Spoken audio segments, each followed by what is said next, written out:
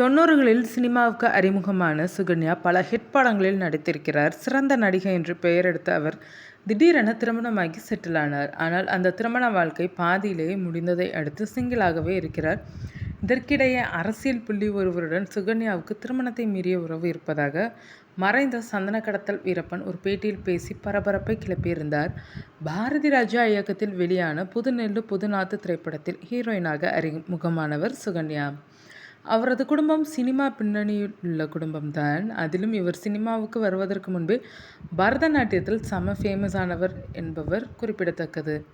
அடிப்படையில் பரதநாட்டிய கலைஞர் என்பதால் எக்ஸ்பிரஷன்கள் உள்ளிட்ட விஷயங்களில் ஆன் கேமராவிலும் கலக்கினார் சுகன்யா. இதன் காரணமாக முதல் படத்துக்கு பிறகு அடுத்தடுத்து அவருக்கு வாய்ப்புகள் கிடைத்தனர். அதன்படி விஜயகாந்துடன் சின்ன கவுண்டர், கமல்ஹாசனுடன் மகாநதி, சத்யராஜுடன் திருமதி பழனிசாமி, வால்டர் வெற்றிவேல் என எக்கச்சக்க ஹிட் படங்களில் நடித்தார்.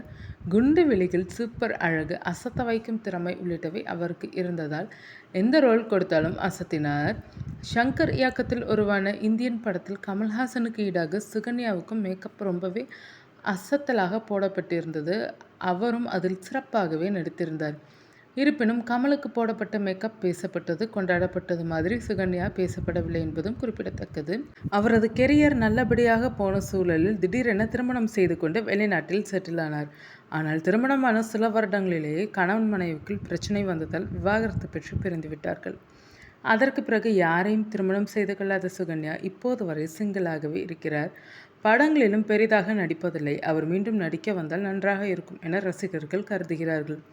இதற்கிடையே 90களில் சத்தியமங்கலம் வனப்பகுதிகளில் தனி அரசாங்கமே நடத்தி கொண்டிருந்த சந்தன கடத்தல் வீரப்பனை மூத்த பத்திரிகையாளர் நக்கீரன் கோபால் ஒருமுறை பேட்டி எடுத்தார். அப்போது பேசிய வீரப்பன், முன்னாள் பிரதமர் நரசிம்மராவின் மகனுக்கும் சுகன்யாவுக்கும் இடையே திருமணத்தை மீறிய உறவு இருக்கிறது என சொல்லி பகீர் கிளப்பினார். அந்த பேட்டி சன் டிவியிலும் ஒளிபரப்பானது.